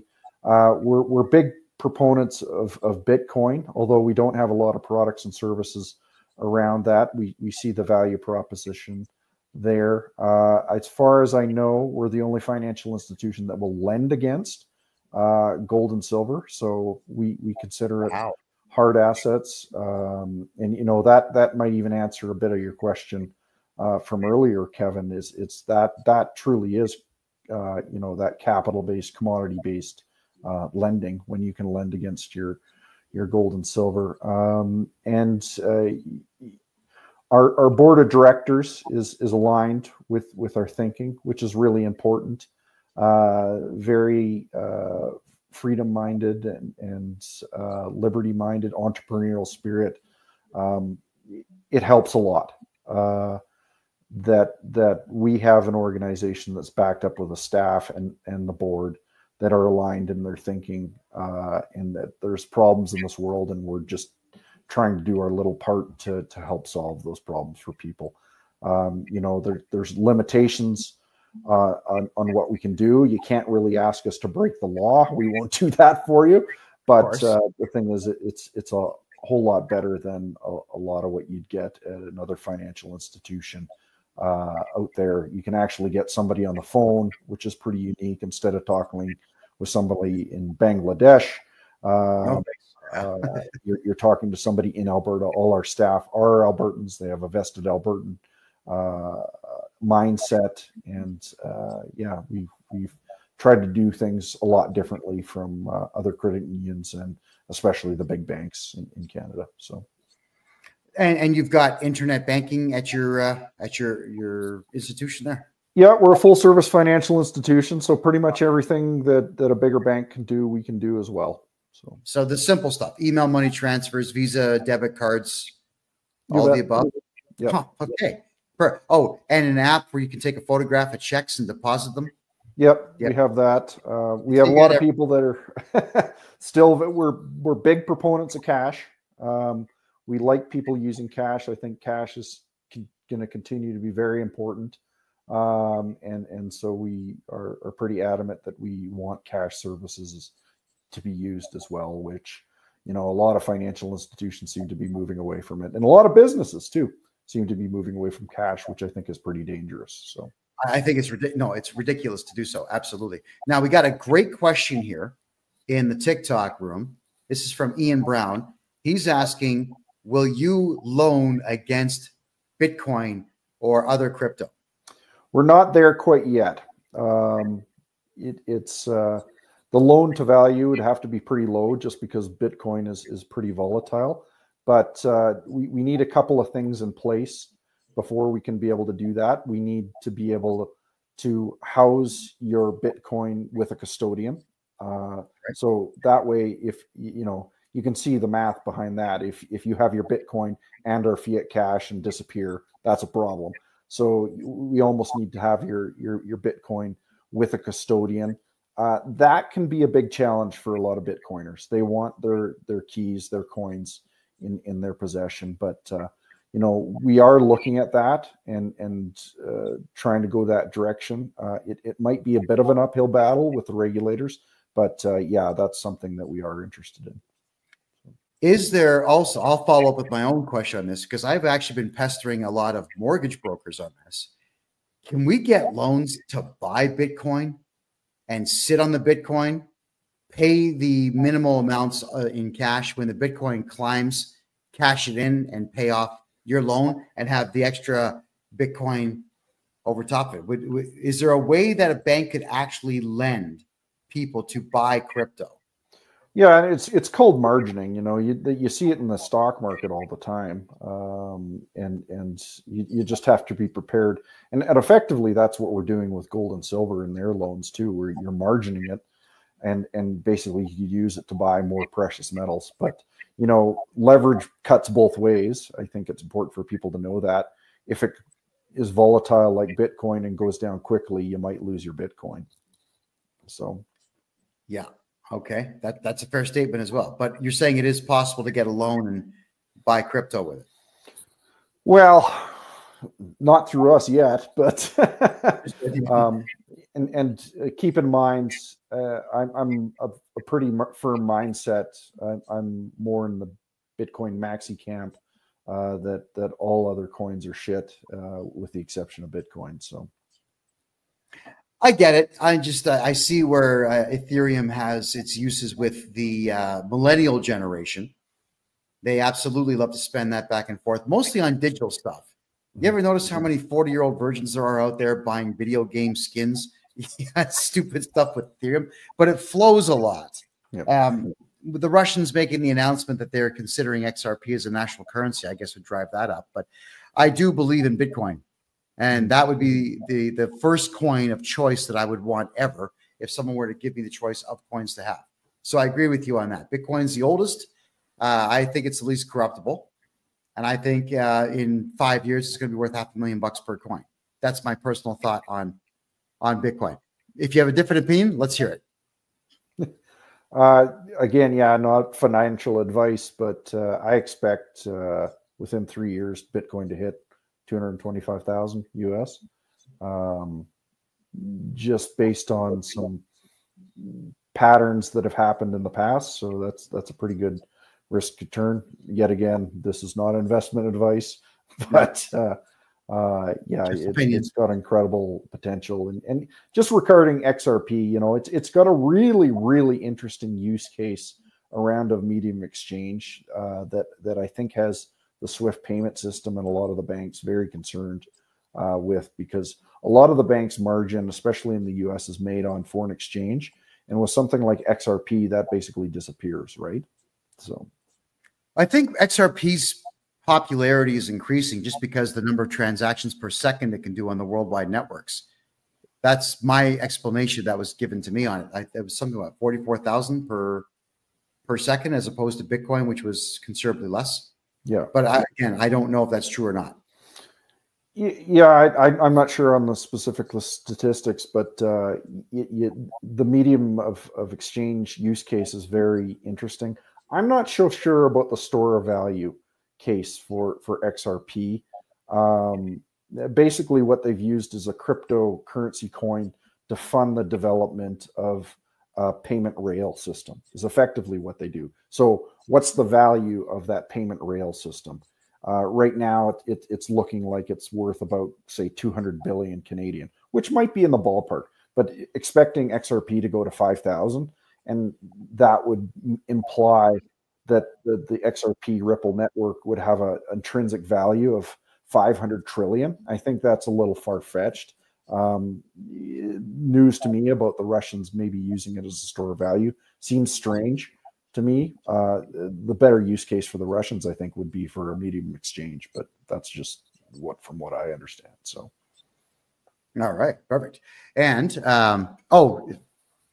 Brett, a lot of people are asking who you are because they can't on TikTok and Kick, they can't see you. So go ahead, let everyone know who you are and how they can find you. Oh, sure. My name is Brett Oland. I'm the CEO of Bow Valley Credit Union. To get in contact with me, just go to Bow Valley CU, the letter CU, like in creditunion.com. If you're interested in getting in contact with me, you can just reach out to the contact section and get in contact with me. And happy to have a conversation with anybody. Unfortunately, we can only help people with their banking within Alberta. But yeah, happy to noodle around a few ideas if anybody's interested. Can people move to Alberta and open an account? Absolutely. Yep. Can they open up corporations and run them out of Alberta and open up an account? Yes, they can. So you can have a corporate, your corporation registered within Alberta, and we can open up an account for you. Yes. Would you look at that? So get a hold of me and I'll help you get the corporation done. Brett's going to get your bank account going for you. Get your money out of the other provinces and spend it in Alberta. Yeah. The chicken wings are better and the women are prettier. There you go. Done. It's a good point, though, because we've touched on it this whole time. Capital flows where it's treated best. And the thing is, all you have to do is beat everybody else. And I think that's what Alberta is doing effectively. It's like capital is going to be treated better in Alberta. Money and people will flow here. Well, I absolutely agree with that. So everyone, that is BOW. It's not BULL. It is BOW. Bow Valley Credit Union. And I get annoyed because when I'm typing emails to you, Brett, I'm using the phone, I'm dictating it, and it always spells it Bow Valley. And I know I'm saying Bow. I know I'm saying Bow. It never gets, never spells Bow. Well, how long has the bank been around? 70 years, 70 years. We actually started in Banff, Alberta. Banff Park Savings is what it used to be called. We've seen a fair number of cycles, not as old as some of the bigger charter banks that have been around for over 100 years in Canada, but we've seen our fair share of licks. So, yeah. Oh, and that's 2 words, guys. BOW, and the second word is Valley Credit Union. And just so everyone knows, I've got the biggest mouth in Canada. I have been declared the most controversial man in Canada. I didn't give myself that title. The Canadian Broadcasting Corporation and CTV and a few other junk outlets gave me that. And Brett must be true if they mentioned it. Oh, so. It has to be true for CBC. I agree. It has to be true. Brett Oland, the CEO of Bow Valley Credit Union, is the first bank CEO in the country to be brave enough to talk to me on the phone first off, and then to come on my show. The others will not return my emails, my registered mail. They won't even reply to legal letters I send them. It's crazy. So I want to say thank you very, very much for having done this. Now, Rob, you put me on to Bow Valley back in, I would say, February of this year. We were talking about the fact that the Canadian federal bank charters were going to expire on June the 30th. And immediately after that show, my email box filled up. What should we do? So I began telling everyone, do a bank run. Get your money out of Canada. Just go grab all the cash you can. Then you came back on the show 3 more times. I said the same thing publicly this time. Do a bank run, do a bank run, do a bank run. That got back to Trudeau and the powers that be. So they extended the Bank Act 2 more years. So I want to say again, thank you, Rob, for being a part of that. And Canada, you're welcome. You're welcome for 2 more years to get your money into something of value. Now, Brett, I got to ask you this. You're provincially chartered, but what happens to Canada in 2.5 years now when the federal bank charter expires? The Bank Act expires. When the federal banks no longer have a charter, what is going to happen to the Canadian dollar? Go ahead. Right. Yeah, I think it's important to note that this has been around since about 1871. The Bank Act. It always had this clause in it that they were going to review the Bank Act every 10 years, and then they moved it to every 5 years, and then they moved it to every couple of years, and they were supposed to actually review it in the middle of COVID, and I think it was 2022, and then they pumped it out to 2025, and then as you suggest, I think they put it out to 2027. I haven't done enough research on it to see if it's nefarious. It's definitely something lingering over people's heads. If you really want to go down the rabbit hole, they may be proposing to move towards something like a central bank digital currency in 2027. They are woefully unprepared to do something like that. So we may have a little bit more runway than something like 2027. But I'm not much of a fearmonger on this one, just because I just don't think there's a viable alternative that they could move to at this point. So my worry is if they get rid of Trudeau, and I would like to see Trudeau lose abysmally and Pierre Poilievre pick up a ton of seats and get a majority government. But if they swap out for somebody like Mark Carney, who is like hook, line, and sinker on central bank digital currency and green economy stuff and everything else, and has all sorts of, plans with regard to forcing people down that route of switching people out of oil and gas into, whatever. I think that's a huge problem, because Carney is a slicker salesperson for central bank digital currency than Trudeau is, and that is dangerous. Yeah, no, I completely agree. He's smarter. He's better versed. He used to be a central banker of the Bank of Canada. He went over to England and was the governor for the Bank of England.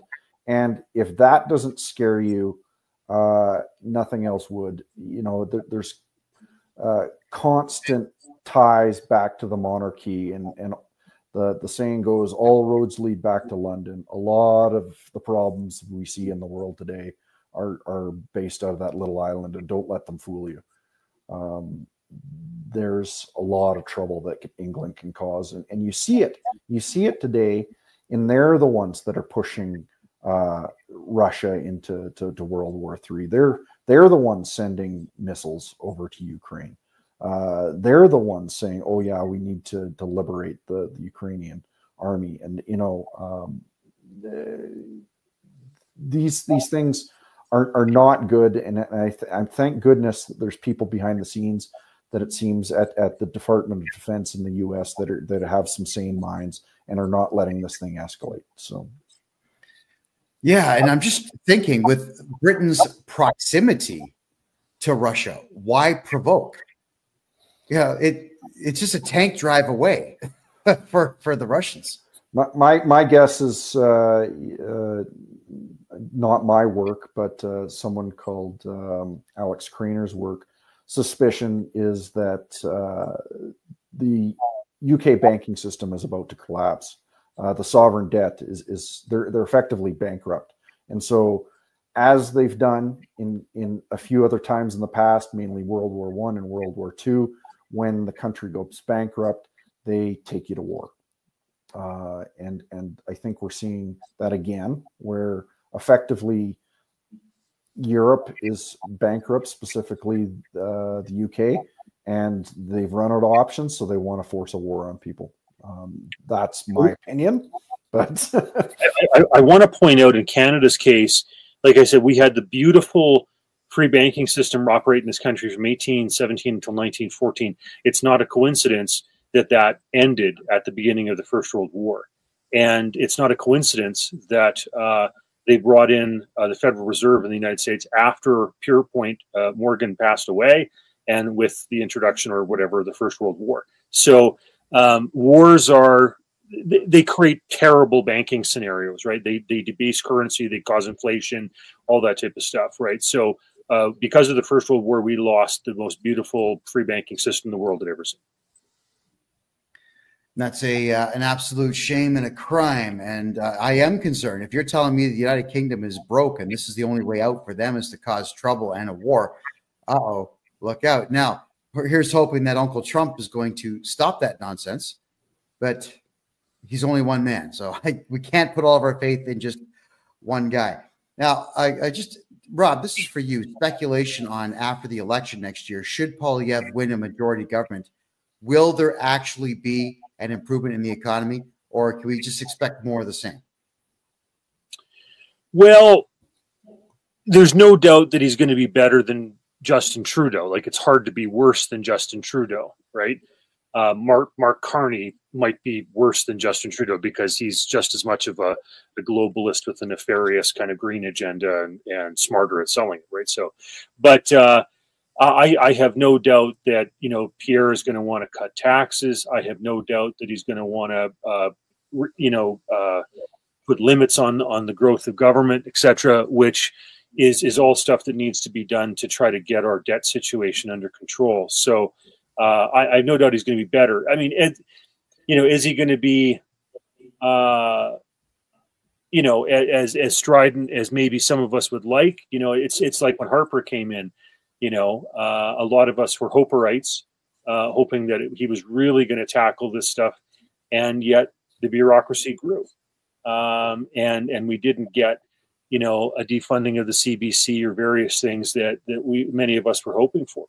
So, you know, it reminds me of when Milton Friedman was being interviewed one time, and this interviewer ran through a list of government departments, and Milton Friedman wanted to get rid of education. He wanted to get rid of a whole bunch of departments in the federal government. Now, if a president actually did that, oh my word, like Milei is doing in Argentina, like that's phenomenal stuff.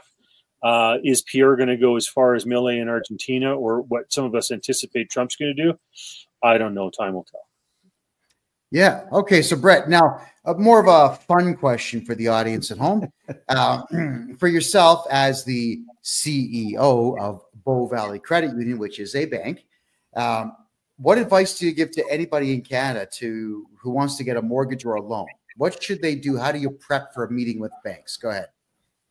Sure. Yeah, it's important to just sort of have your financial affairs in order. You know, it's unfortunately for a lot of the youth, they've gotten themselves into trouble in the past, you know, through bad creditors, that type of thing. It's important to, especially in Canada, to keep those credit scores as high as you can. Make sure you're paying off those phone bills. Make sure you're not in too many credit cards, that type of thing. Important to do that and constantly worry about your credit score. You know, big down payments are important. Some advice. It's difficult sometimes, but I've heard of people with 30 or 40-year mortgages. You're paying pennies down on something like that. Probably the minimum I'd recommend is a 25-year mortgage on something like that. You know, be honest with your banker. Never a good start to a relationship if you're dishonest. You know, big down payment as you can possibly manage. There are insurance programs for housing. It's Freddie Mae and Fannie Mac in the U.S. In Canada, it's Sagen or CMHC that can help with people with a less of a down payment, but you do end up paying a lot more insurance premium on your house overall. So hopefully that's a few tips that can help people. Well, you brought up a good point. Credit score. Is there anything that you could advise young males, young women out there on how to build a good credit score? I mean, one of the tricks that I used to pull when I was younger is I'd get a credit card. I'd go to the bank machine, take out a cash withdrawal, 5 days later, pay it off, repeat the process, keep doing this. And then I also got a bank loan when I was 17. I got a bank loan with my mother's help for $2,000. Stuck it in a coffee can, made the minimum payments, 3 months later, paid it off, got a loan for $4,000, and I kept upping it. And I was eventually able to get credit. Would that still work today? People getting short loans and paying them off? Yeah, no, absolutely. And I recommend people not overdo it. So don't get a $15,000 credit card when you can only afford a $500 credit card. And you don't need to make it huge. It's like, it doesn't say credit score with, you know, using $500 credit. It basically just has a score out of 900. So, but you're absolutely right. You want to pay on time with interest. Don't miss those payments. Specifically with the younger generation, they're looking at phone bills because everybody seems to have a phone bill these days. Don't miss those payments on those phone bills. Those ding you pretty hard. Any utilities pay off, and important to get set up properly. Not that you ever need it, but build that cash reserve, potentially a small line of credit. You don't need, like you say, not anything silly, just $2,000 would probably do it. But honestly, keep that so you're not drawing into it, and debt can get you in a lot of trouble if you're not careful. So try and get out of debt as soon as you can as well. So yeah, you said a lot of stuff I agree with there, and some of the stuff I knew and some I didn't. So I think what I'm hearing here is maybe, correct me if I'm wrong, but maybe we should open up corporations and put our phone bills, our electrical bills, internet bills, everything into the corporation instead. Because, you know, I can't see putting a power bill, a gas bill, an internet bill in your name. I don't think that builds credit if you pay it on time. I just think it actually removes or lowers your credit score if you don't pay it. Am I right or wrong on that one? Yeah, to some degree, you're right, because the thing is, the more credit pulls that you actually have can actually decline your credit score. So if you go to the phone company and the utility company and a bank and a mortgage broker and all these companies all at the same time, and they pull a credit bureau on you, it can actually decline your credit score just because the algorithm thinks that you're going out to try and grab money wherever you can. So it's important not to do it all at once. But you know, it's not anything I've heard of, but it's not a bad suggestion of sort of de-risking yourself by putting stuff in a corporation that could effectively have a crappy credit score, and you get off having a good, clean one. So, yeah. Oh, yeah. I started doing that almost 20 years ago. There has not been a bill in my name in 20 years in Canada. Just because I got tired of finding out that there was the possibility. Sometimes you just forget. You forget you had something, and it goes into what they call an R9, and your credit score just drops. Yeah, it's possible to forget. So yeah, I would say do the corporation route as well. Okay, so Rob, you were a member of Parliament for 18 years. You had, unfortunately, the opportunity many times to be 5 feet away from Trudeau and so on. You know, your experience in politics is absolutely unbelievable. Could you maybe in our last 9 minutes here give your thoughts on what Canadians can do to protect themselves and their families? Please go ahead. Well, if you can pay in cash and keep cash alive, that's a good idea, because if you get to a point where, you know, 90 some approaching 100% of transactions are done digitally, it makes it so much more compelling for those who want to go to a central bank digital currency to advocate for that. So if you want to keep cash, use it. As well, I mean, I certainly have switched out to using provincially regulated financial institutions as much as I can, because you know, the federally chartered banks will just jump to the tune of whatever the CRA and the government wants, whether it's truckers or what have you.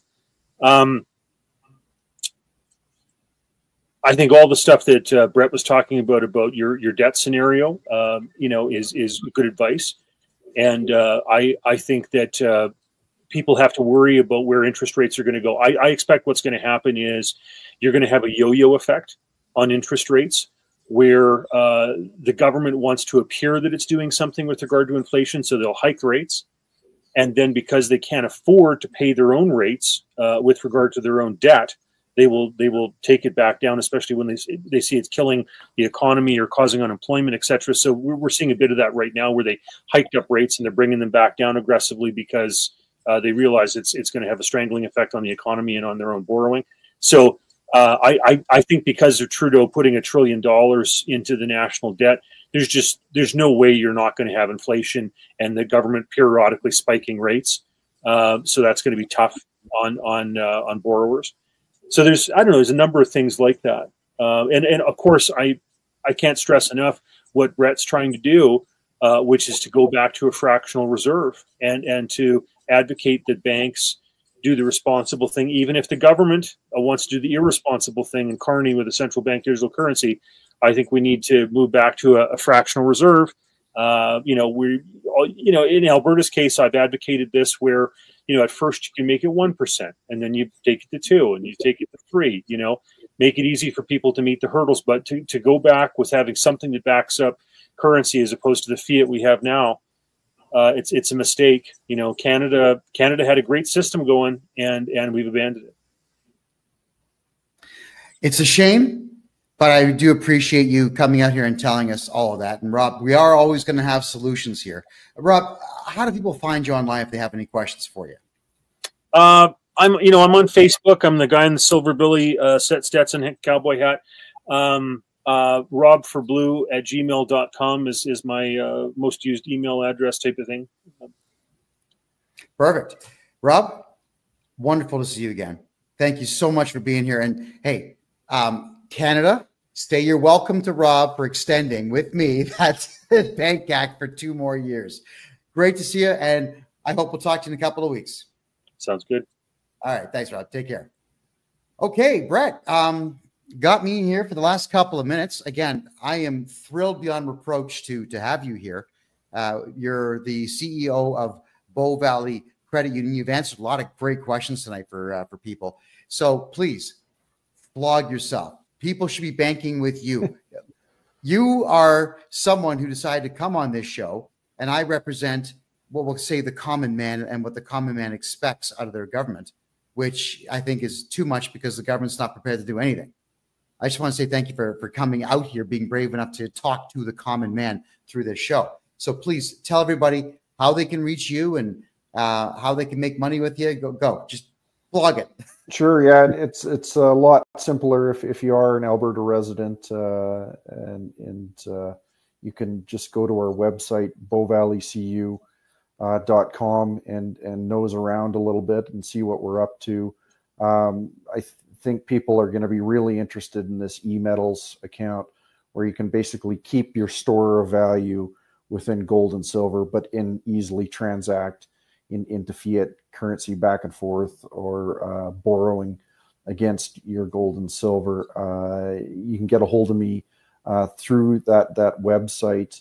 I am about to start to get a whole lot more active on X, Brett_Oland, at Brett_Oland on X. There isn't a lot of activity there now, but we're about to ramp that up a lot more, just with some little insights and videos of snippets and things like that. And yeah, happy to have conversations with people, even if you're not able to bank with us.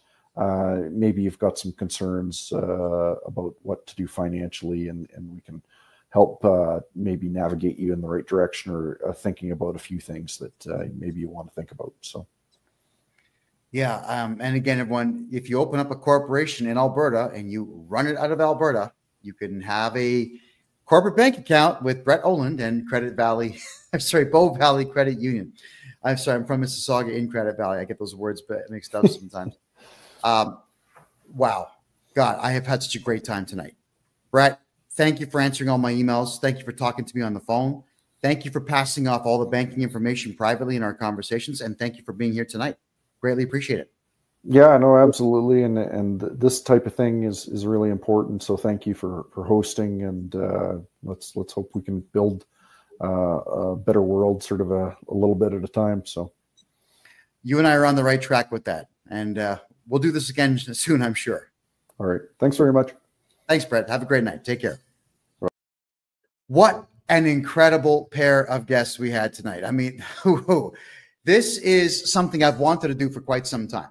And I'm eternally grateful to both gentlemen for being here. And for my American friends who are watching this, I'm a Canadian citizen, born in Toronto, raised right next door in the city of Mississauga, which is an 80-minute drive to Buffalo. I've lived in the United States for 4.5 years of my life. I currently live in Panama. I've been to 12 countries, been to a few war zones in that time. Used to be a full-time journalist, and now I do taxes for Canadians and Americans full-time. I've had a lot of fun traveling the world, but there's also been a lot of heartache and a lot of pain because Canada is just not an easy country to navigate. Hasn't been for quite some time, but with gentlemen like Rob and Brett coming out to help you navigate a little bit better, I know that you have a few more answers than you had before you got here. And don't forget, everybody, I buy corporate debt. That is correct. If you have a corporation in Canada or in the United States that has tax debt, regional tax debt, sales tax debt, GST, HST, any debts whatsoever, including corporate credit cards, I will buy the company from you. I will take all of your debt away. You get to go right back to zero and start over. Get a hold of me on my website right now at kevinjjohnston.com. I've been studying Canadian tax law for 40 years. I've been studying American tax law for all of this year. God, I know all the tricks now. Let's put your money where it belongs, and that is back in your pocket. Call Brett, put your money in his bank, where at least we know it's going to be safe. My name is Kevin J. Johnston. This is the Kevin J. Johnston Show that runs every single Tuesday at 9 p.m. Eastern Time, right here on freedomreport.ca. I love you all, and good night.